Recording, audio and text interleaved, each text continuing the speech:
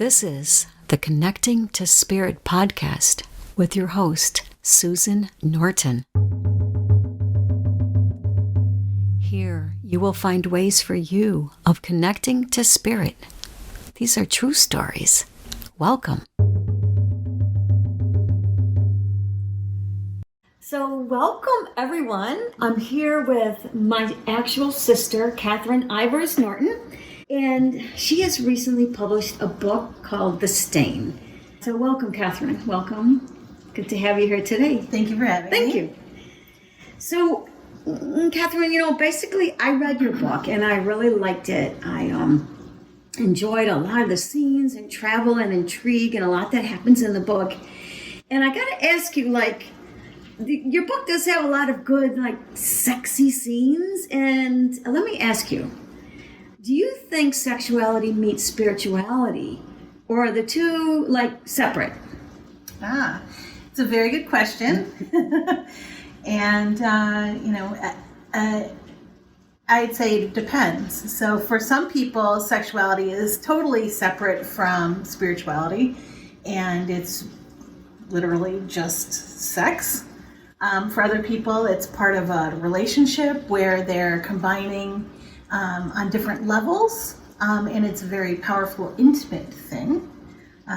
Not thing, but experience that two people share, or two or more, I suppose. I don't want to be judgmental. But sexuality and spirituality, I think that in the ideal situation, everything is present. There are no barriers. That comes up in some of the later works of this story. This is the first book in the series, The Stain.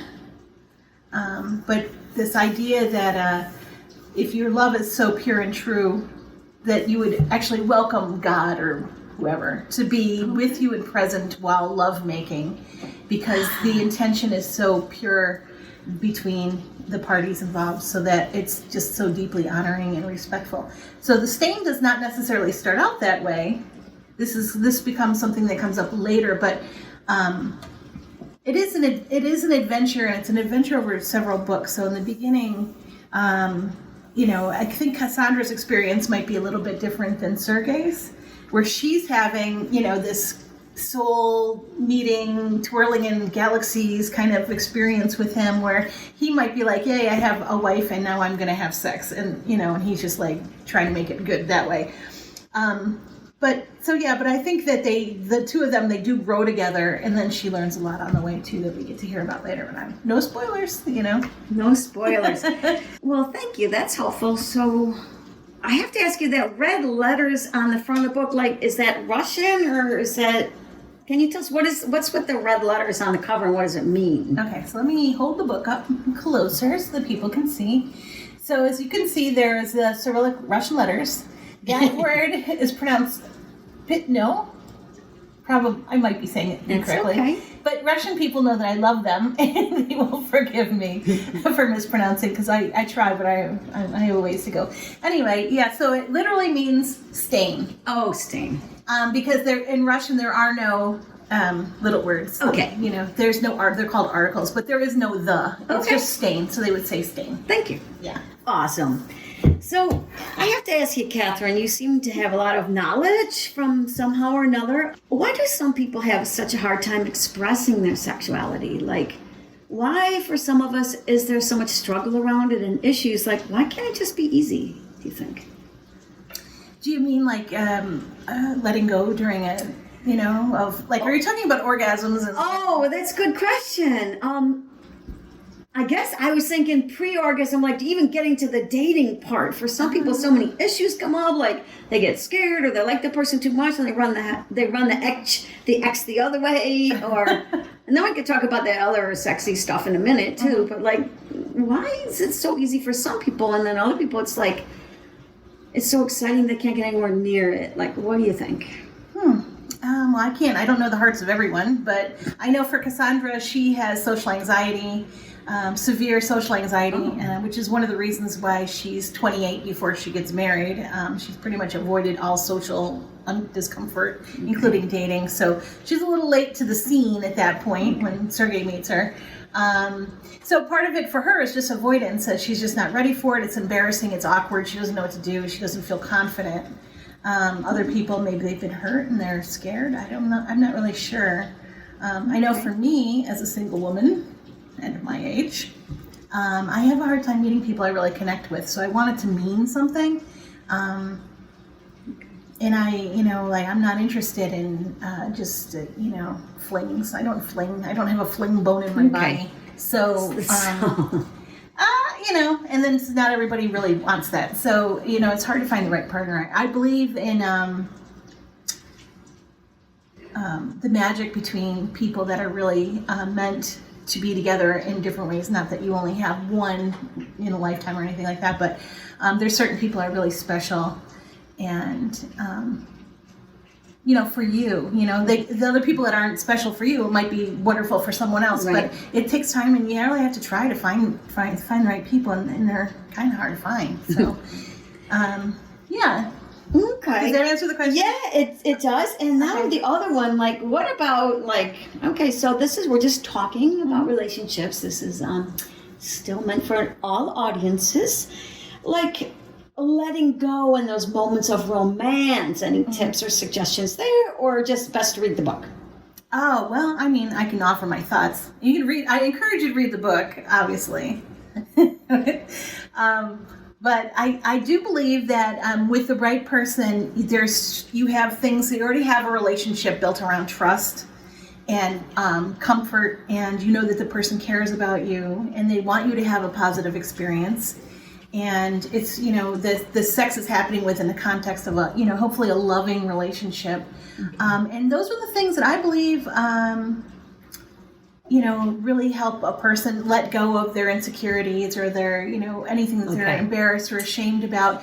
And then let that relationship space just hold them so they can release fully. So they feel more comfortable in the container of the relationship and in the sensuality moments. Yeah. And okay, that makes sense. Thank you. That's helping me right now. I know that your book touches on some sensitive areas and issues, and I really appreciate that. For me, it made a big difference. It made it a deep book for me. But what's the purpose of suffering? What is the purpose of suffering? That's more of a guru question. But suffering is part of the experience of life, and without it, you wouldn't have the crystalline moments of pure joy. And I think those, we have these peak experiences, but if all you had were peak experiences, they would seem like nothing. It would be like a star, but no backdrop of darkness to let it shine. Wow. So that's how I feel about suffering now. We don't have to suffer. But, we're not going to be happy all the time. Life is all about ups and downs, right? So, we don't always get everything we want.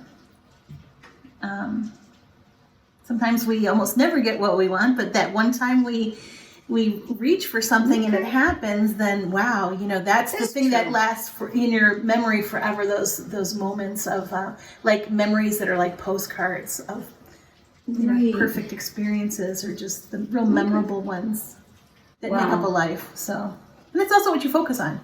So if you're focusing on your misery or your suffering, you're going to not be open to, the joy. So, there's a balance there, and we kind of all set our own, experience that way.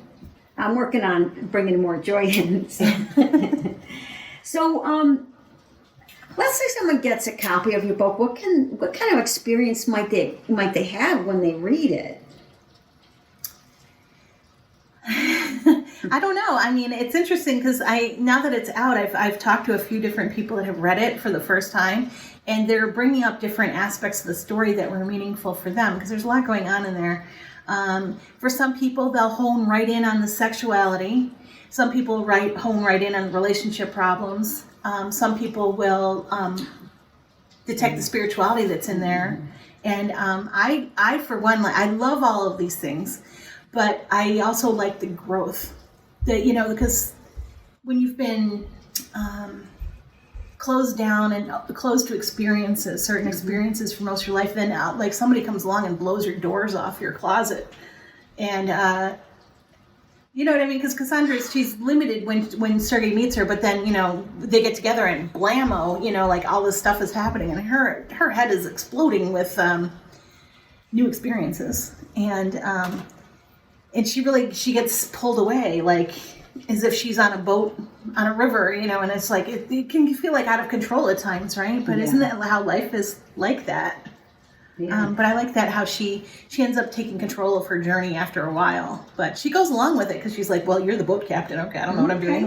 Let's have fun. And then until it's not fun, and then she's like, whoa. So she finds her boundaries, I guess. Yeah. So one thing that really intrigued me about the book, and I don't know how you did it, honestly. I read a lot of books. I love books. This capturing of different countries and nationalities and language and like these local customs and tiny towns. It's just extraordinary. So it's something to look forward to when, as you guys come and you experience this book, like you're really going on a journey, and Catherine Shirkin knows how to take you there, and you really feel like you're in it. There's so many interesting perspectives, and I'm sure this will be more interviews, but this is just the first interview with this extraordinary young writer. And so I have a question, like, is there something, can you give us like a little teaser, a little taste, like what's to come in the author's voice? Do you mean like to read? Yes, please. Okay, so let me answer the question about when you go places. This is what I do. So I've always been interested in Russia. I always wanted to go to Russia. I'm not lying. This is for real. Since I was a little kid, I always wanted to go to Russia. And they said, you can't go to Russia. I'm like, why not? They're my people. I want to go. Soviet Union, it's Iron Curtain, you can't go there. And I'm like, they're people, I'm people, I want to go and see my people, I want to see my friends. And they are friends to me, so I don't know if they feel the same way about me, but that's beside the point. I'm open to experiencing culture for whatever it is. So so far I like what I've seen. So I like to go, when I write about the streets in St. Petersburg, and I actually look at the streets on Google Maps and drop in. There's sometimes you can walk around on the streets, and I look at the storefronts and the cafes and and I feel like I'm there. I do it until I feel it. I can feel myself there, and then I write the scene. Wow.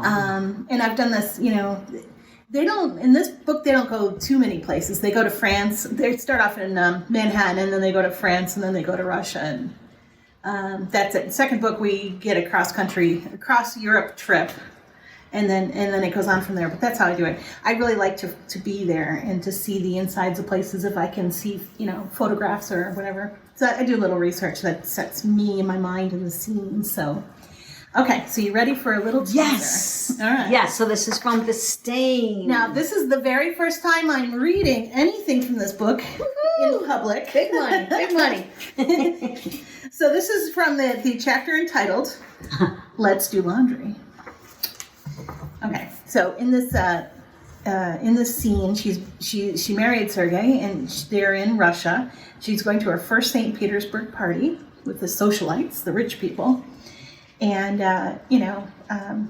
they've been there a while. And Sergei's in a political discussion with some guy in the other room, and she's kind of bored and doesn't feel great, and she's ready to leave. But there's a hot guy there, and his name is Vladislav Valkov. Okay, so she has gone to the laundry room to calm down and do some deep breathing, to ground and center herself as her practice way. One of the ways that she copes with her anxiety, and she's done that, and she's turning to leave. She's going to tell Sergei she wants to go home. So feeling clearer, I turned to leave. My heart jolted to discover a wall of a man blocking the exit. Vladislav Valkov. The big man eyed me with mischievous intent, but said nothing. His powerful presence held me like a deer frozen in the headlights of his eyes. We gazed at each other for a long moment, until I blinked and looked away. I could not speak Russian, so I shot a little embarrassed smile and tried to step around him. I was tired and wanted to go home with my husband. I certainly didn't want to deal with a behemoth drunken admirer. Vladislav put his hands on my shoulders to stop me from leaving.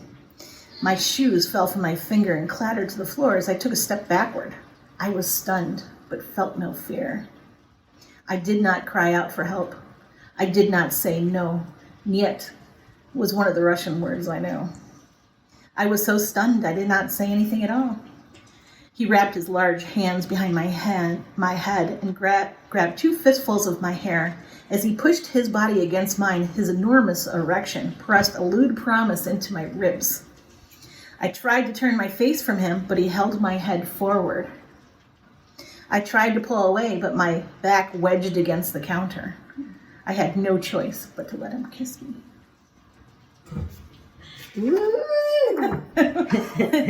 I like the scene because it starts, it's a turning point. It's a turning point in the story. Definitely. It's one of my favorite scenes, actually. It comes to mind. Thank you for that beautiful taste and beautiful teaser. I appreciate it.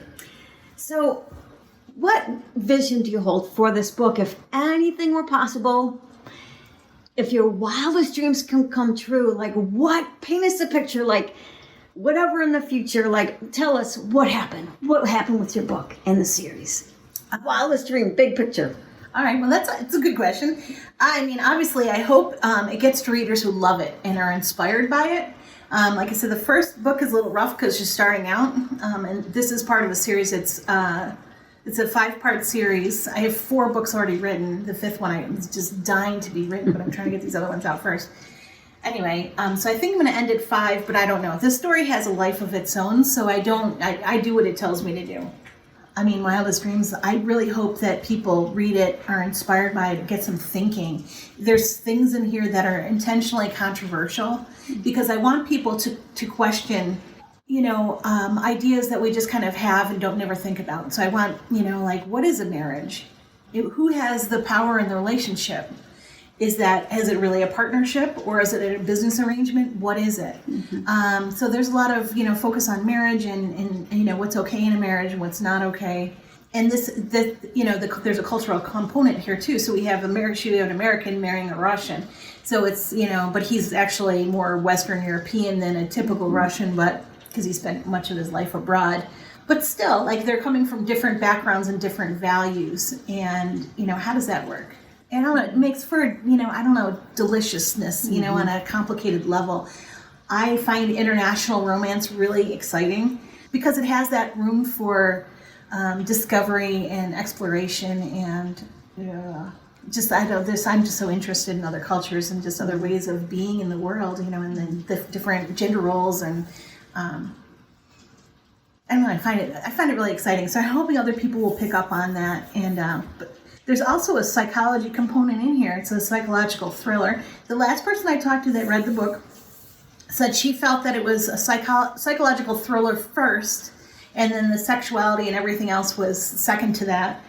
Because in this story, Cassandra is a clinical psychologist, a recent graduate, and she, swept off her feet into this relationship, and then Sergei's psychological problems begin to show, and she's kind of like teasing it out as he's recalling, repressed memories. And it's like, what is going on with him, and can you feel compassion for him knowing what he's been through in his life? So he's had some early childhood trauma, and does it excuse his behavior? Can he be helped? Should she be the one helping him? There's like ethical dilemmas in here too, but just that how the reveal of the psychological trauma and how that gets played out in the story in the context of their relationship is, fascinating to me. So that was, that's actually where I started off the plan for the book was that arena. And I really like that part because she's a clinical psychologist, but even she doesn't know exactly what's wrong with him. It takes her a long time to figure it out because it's not something you see every day. So, yeah, I don't know. It's juicy. It's juicy on a lot of levels. It's juicy, and I know when I read the copy, I just like was like reading it. I read it, I think, in a couple of days. It just is so like, oh my God! And when you'll see what happens at the end, like I won't say it, but it's like woo, so cool. So such a really good novel. It's so well written. and that it stands out. And there's something else about it that's unusual, but we'll go into that another time, like what makes this book so unusual. And if you're reading it, like what's already different about this book? So you can think about that when you pick it up, like why does it seem different? And see if you can feel that. So is there anything you'd like to say to the listeners? What would you say to them that are reading the book, or messages to them? They're going to go buy it, or you're talking to your people. All right. Well, if you're interested in a book that makes you think, but is also quite warming on a cold winter's night, because things can get pretty hot in Russia, I would say go, find the book. It's on Amazon.com. I self-published. It's available in paperback, hardcover, and on the Kindle. You can just search Catherine Ivers Norton, The Stain, and find it. I also have a website, CatherineIversNorton.com, with the latest info. I have a blog on there too, if you're interested. I'm trying to build up a presence on Facebook, Instagram, Twitter, and on LinkedIn, just to find and engage readers. And I want to have a forum where people can discuss the book, because I think that'll be an important component for some people, that they want to, debrief what their experience was and talk to other people. And I'm just really hoping to start conversations about, there's certain, philosophical dilemmas in this book. And certain things that might be potentially triggering people. And it might give them a way to shift how they thought about their experience and look at it in a new way. And, some of these things that Cassandra does are things that we've done, or sometimes she's missed red flags that we would see, but we're all human and it's okay, you know what I mean? So, I don't know, that's... So on that website, CatherineIversNorton.com, that's your website, the people, can they reach out to you there, like if they have a question or want to reach out to you? Is it possible that you might be able to answer some of them, or answer questions there? Or is it like a forum? Or? Yes. Well, on the blog they can comment. Oh, okay. And I'll see the comments. I also, anybody can reach me at Catherine, CATHERINE, at CatherineIversNorton.com. That's easy. My email address. That's my business email address. So it's all part of the website. So if you find the website, then it'll take you everywhere else, because the link for Twitter's on there, the link for Instagram's on there. And, sweet. Yeah. So I'm trying to be accessible. I'm not overwhelmed with fans yet. So if you have questions, this is a good time to get them to me. Yeah. So that's the thing about, if you're an early, I think they call them early adopter, like if you jump on early, you're going to get her attention. I have a feeling that, one day people, you know what I mean? It's like, it's just this rare, when I think of talking to you, I got the idea of interviewing Catherine when I saw a Jim Carrey interview before he made it, and how freaking inspiring it was. And this young guy held his vision, and he says, one day, and I don't know, it's just it's so powerful and super inspiring. And you're also a very spiritual person. And yeah, you're my sister, but honestly, I think even if you weren't, I would be like, I would love to interview you and find out more. And I'm certainly a fan of your books, and I kind of know it's coming up. So let me stand behind you for a moment, if I may, and just guys, this lady, when she'd write a book, and she would make me tea, and she would read chapters, like little pieces from the book, and I would be all cozied up with some of the happiest moments of my life. Just the author reading something it's just amazing. So I kind of know what's coming up, but as she develops it, this is it. But thank you, Catherine Norton. You're an amazing rock star, and thank you so much. And we look forward to hearing more from you. And thanks for giving us behind the peak scenes, the first glimpse. Oh, true. This is my first reading. You're capturing it here. Woo-hoo. So, yeah, I'm really hoping, everyone says, I hope my book changes the world, but I hope my book empowers women. Even though it might not seem that way in the first one, it's, hang in there. We have to look at things in order to question them and then change. So I'm all for sexuality, expressing that, however people are comfortable, but just, finding your way and just liberate yourself. Why hold back? We're all marching towards the end here. Why not enjoy life while we have it, So anyway, thank you so much, Susan. Go I really forth and appreciate enjoy. it. Thank you, If you read the Catherine. book, I hope you love it. Thank you. A tuteler. Say something in Russian as we go. До свидания. This has been a Connecting to Spirit podcast with your host, Susan Norton. If you like what you heard, visit us at connectingtospirit.com/podcast for more listening adventures. Blessings. Oh.